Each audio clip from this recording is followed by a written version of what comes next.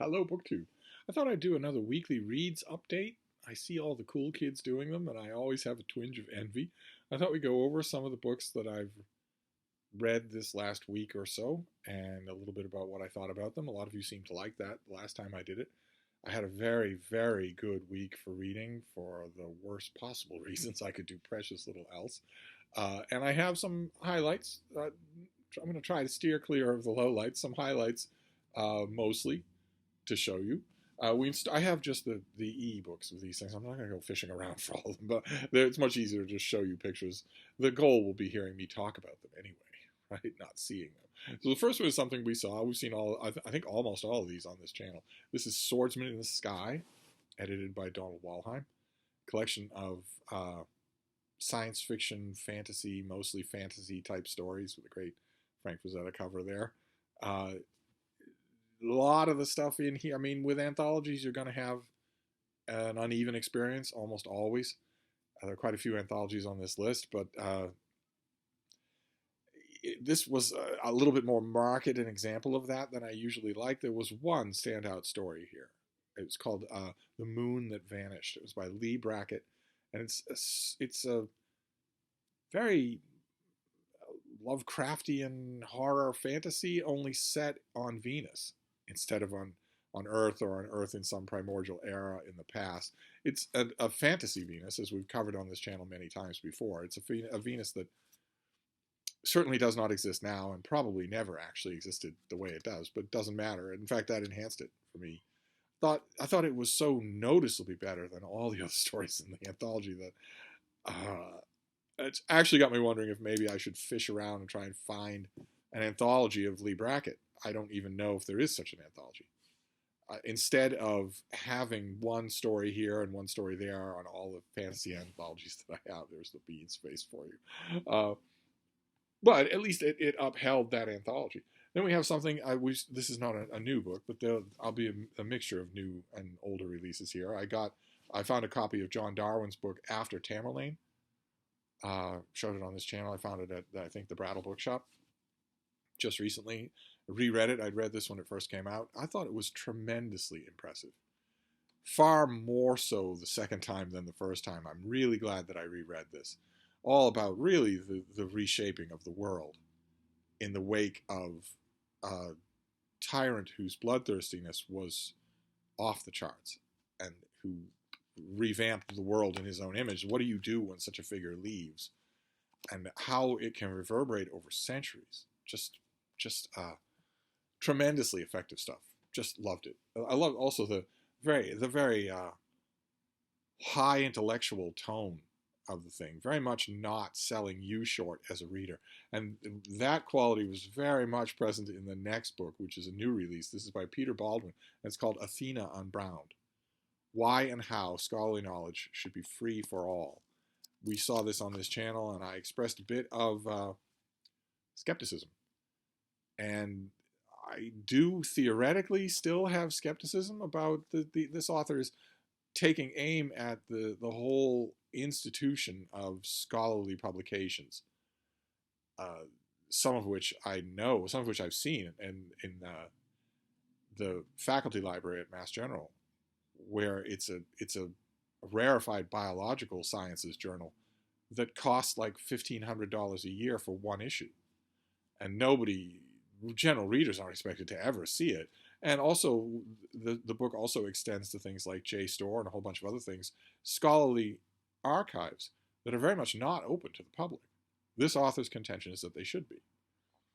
And at first I thought that was both naive and self-serving. Then I read the book, and the book is steeply intelligent, marvelously convincing.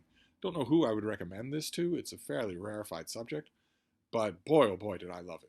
Just a total 180 from my original, my gut impression before I'd read a single word of it. So very glad that I did. Then, I want to talk about first impressions proving true. I am, for my sins, going through a grueling reread. It was Mark Richardson that I'm blaming for this, because it was his idea originally, and I just sort of glommed onto it, of The Wheel of Time by Robert Jordan. Now, I read these things as they were coming out. And when the whole series was finally over, when Robert Jordan died and Brandon Sanderson was brought in to write the last few books and finish the story, I thought the last book, the final volume in the series, which is by Brandon Sanderson, was tremendously impressive. But I was glad the series was over. And once it was over, I looked back on the whole of the Wheel of Time series and said, all right, what did you just read? What was that experience? And I concluded that it was a textbook example of the law of diminishing returns, that the first book is tense. In fact, I reread it just recently, and it is relatively recently, and it is much tenser than I remembered and much sharper than I remembered, far less meandering than I remembered, with a couple of really good moments and a couple of really sharp characters in it. And then the second book, The Great Hunt, had less of all of that. It didn't compensate with anything else. It just had less of all of that. And I've just recently finished a reread of the third book, The Dragon Reborn, which has less of all of that. It has less of all of those good things from the first book. It has less than all of those things from the second book. And this was my original impression of these books, is that those things get weaker and weaker and weaker until finally, by book 7 or 8, there's nothing there at all. A glimmer here and there, and that the books exist purely for what we now call fan service. They exist purely for the people who are hooked on this story. But the books aren't giving those readers anything except more of literally what happens next. There's no writing involved. There's no imagery, no great creation, no great creativity of any kind. This really, really confirmed that for me. I am going to slog ahead a few more books, but I don't think anymore that I'm going to spend time rereading the whole of this series. Are we going to get Frida Yoga? Are we getting Frida Yoga, baby? Oh, I bet we are. I should note this in the thumbs. Yes, we are. We're getting Frida Yoga. Oh no, what's going on?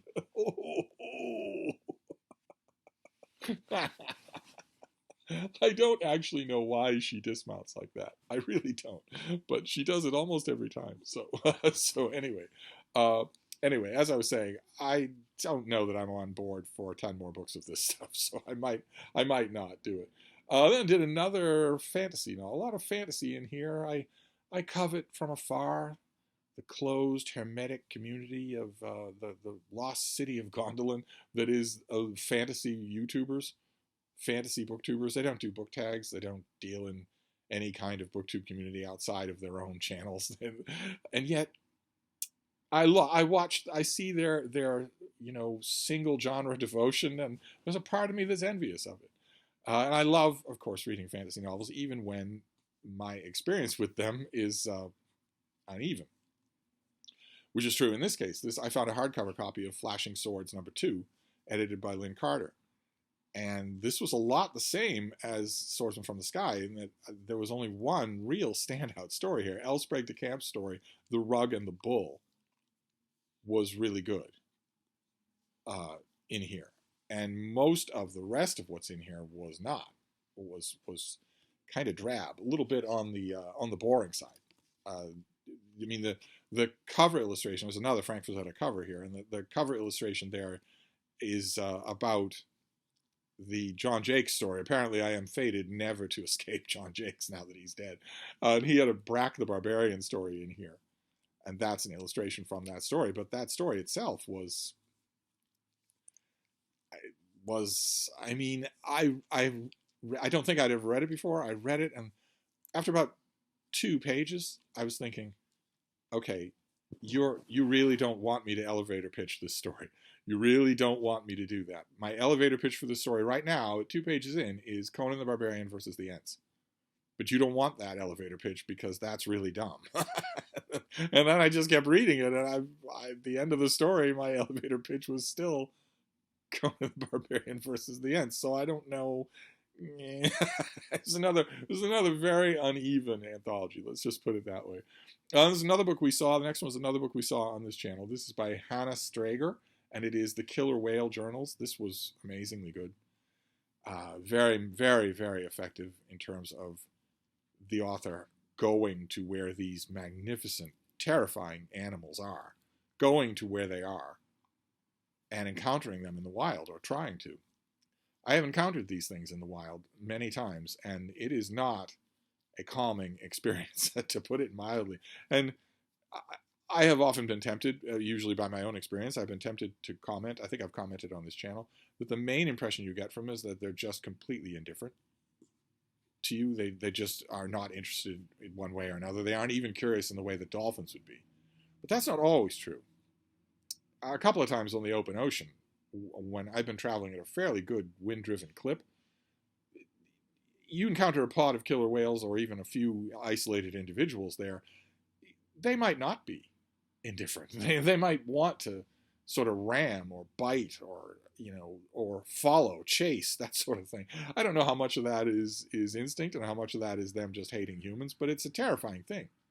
If you have ever seen a killer whale, chances are you have seen one in captivity in a SeaWorld type arrangement. And that will almost certainly be a female. And their growth will have been stunted because they've been fed drugged food for 10 years. So that was one of the main draws for the SeaWorld star, Tilikum, was that he was a male. They're twice the size of females. And you encounter one of those when you're on a sail-driven vessel that's a third their size. that animal on the cover is the size of a city bus. That dorsal fin is taller than you are. If you stood on the back of the animal, the top of that fin would be over your head. Anyway, this is a really, really good work of sort of reportage and natural history along the same lines as, for instance, Barry Lopez's book Of Wolves and Men, or a bunch of other books that you could name, where the person goes out and finds these animals and also does extensive profiles of the people who study them. And I loved it. Very, very happy to have read it. Let's see here. Then we have, we'll do an older book here, but not a heartlessly older book as I once thought. We saw this on this channel. This is G.E. Mitten. This is Around the Wonderful World. A big, lavishly illustrated with full color and also black and white sketches of this author's trip, various travels around the world. This is 100-year-old travel writing. And this author really has a good eye and a good ear for the cadences, for storytelling. She does not very much fall into the trap of so many travel writers where they think just the exotic nature of the destination is enough. I don't need to tell it. I don't need to make this a good story. She very much does not fall into that at all. And I found this at the Brattle, and I hauled it in a Brattle video, and then one of you pointed out what I did not know, which is that this book is on Project Gutenberg for free download with the illustrations. Just look up Round the Wonderful World on Project Gutenberg. You can have this on your iPad today without worrying about going to the Brattle or anything like that. I have to confess, the minute I heard that, I started giving a fishy look at the hardcover of this that I have, because why do I need it? If I've got the book and the illustrations in an ebook, why would I need it? Why would I need that old hardcover? But anyway, I read it, and I really was taken with it. Really thought it was good. This is another thing that I found at the Brattle Bookshop, I believe. This is by J. Stephen York, and this is Anok, Heretic of Stygia, Volume 1, from the Age of Conan, the Hyborian Adventures. These were fantasy novels from 30 years ago that were set in Hyboria, in the age of Conan the Barbarian, but not starring him. So you get all of the world building of Robert E. Howard, but you don't get his main character. Instead, you get other characters. In this case, a man of mixed descent who is part Stygian. Stygia in Robert E. Howard's world building is this horrible, dark place of thieves and shadows. It's not a place that you want to go on a family holiday. And we get a lot about Stygia in this book. What's his name? York fleshes it out really well. There are some really good set pieces here. There's one big action set piece at the end, a sort of action/sorcery set piece at the end that really did. When I saw that it was coming, I thought, okay, well, you're building this up as if this is the price of admission, and you shouldn't. That shouldn't be true in a novel. I should be enjoying myself all along, and I mostly was, but there's a slam-bang ending. that is very much meant to be the climax of the book and the justification for it, I think. Uh, and it worked. It absolutely did. It was very effectively done. I don't think I've ever read this author before, but this was a very effective fantasy novel. I don't know if Anarch ever got a volume 2.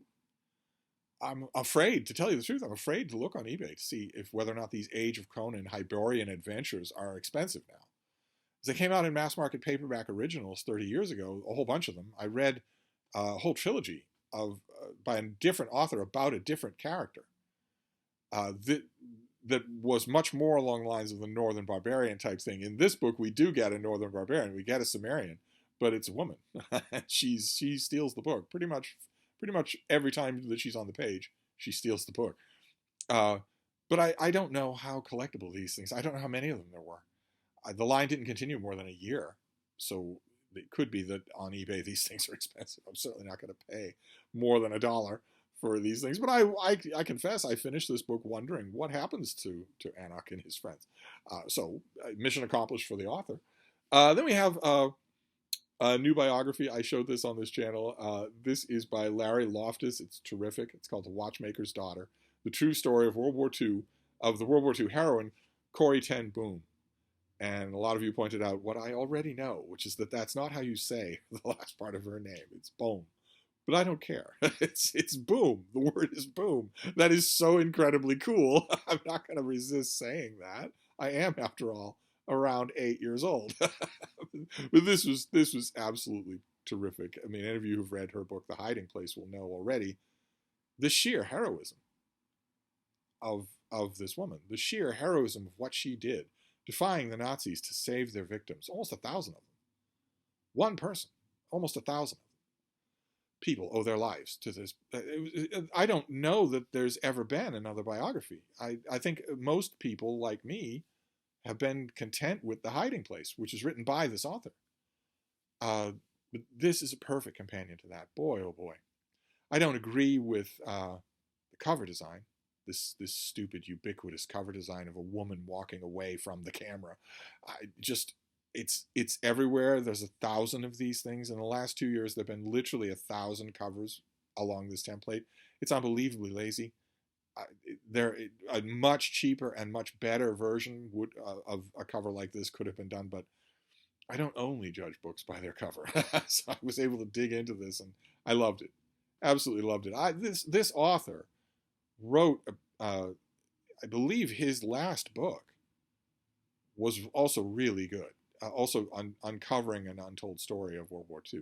This is not an untold story, of course, because this author had a best-selling book, but I strongly recommend it.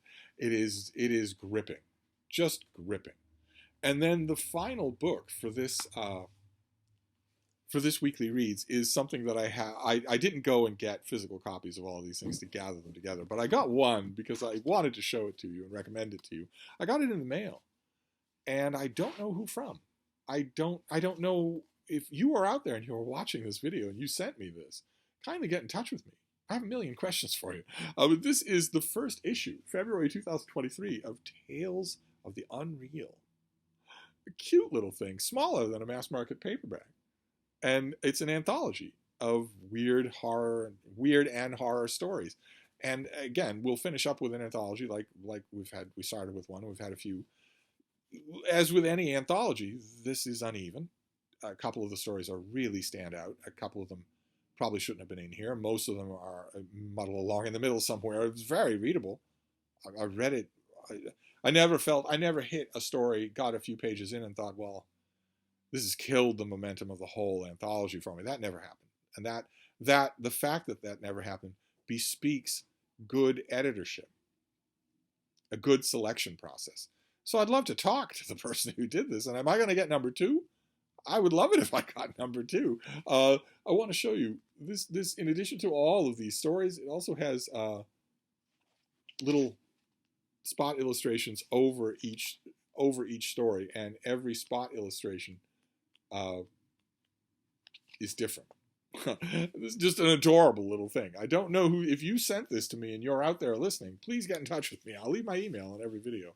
And it was a delight. It wasn't anything that I requested. It's not from any mainstream publisher. It seems to be a periodical, not a book at all.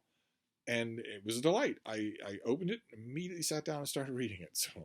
So there you go. There's some of the books that I read in the last week.